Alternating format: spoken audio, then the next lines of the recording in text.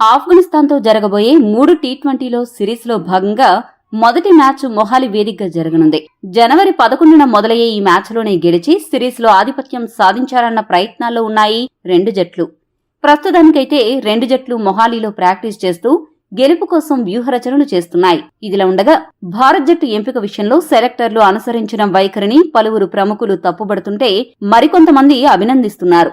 అజిత్ అగర్కర్ నాయకత్వంలోని selection committee త్వరలో జరగబోయే టీ20 ప్రపంచ కప్ ను దృష్టిలో ఉంచుకునే ఈ జట్టును ఎంపిక చేశారు. అయితే ఆఫ్ఘనిస్తాన్తో జరగబోయే సిరీస్ నిమిత్తం 2 వికెట్ కీపర్లను ఎంపిక చేసింది సెలక్షన్ కమిటీ. వారే సంజు శాంసన్, జితేష్ శర్మ. ప్రస్తుతం వీరిద్దరిలో ఎవరిని తుది జట్టులోకి ఎంపిక చేయాలి అనే దానిపై చర్చ జరుగుతోంది. వీరిద్దరిలో ఎవరు అత్యుత్తమం అనేది గత గణాంకాల ఆధారంగా ఒకసారి చూద్దాం. సంజు శాంసన్ చాలా కాలంగా జట్టులోకి వస్తూ పోతూ ఉన్నాడు.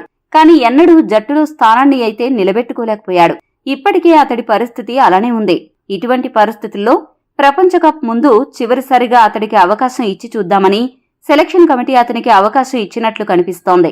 ఈసారి గనుక విఫలమైతే అతడు టీ20 ప్రపంచ కప్ జట్టులోనే కాదు, భవిష్యత్తులో కూడా భారత టీ20 క్రికెట్లో కనిపించకపోయినా ఆశ్చర్యపోనక్కర్లేదు. ఇక జితేష్ శర్మ విషయానికి వస్తే అతడు ఐపీఎల్లో నిలకడగా రాణిస్తూ వస్తున్నాడు. అంతర్జాతీయ క్రికెట్లో కూడా 150 స్ట్రైక్ రేటుతో ఆడుతున్నాడు.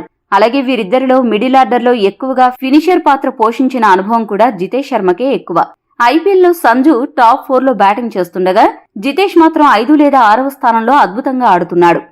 అయితే సీనియారిటీతో పాటు మరికొన్ని అంశాలను పరిగణలోకి తీసుకుంటే మొదట సంజుకి అవకాశమిచ్చి ఒకవేళ సంజు ఫెయిల్ అయితే అప్పుడు జితేష్ శర్మకు అవకాశమిచ్చే సూచనలు ఎక్కువగా కనపడుతున్నాయి.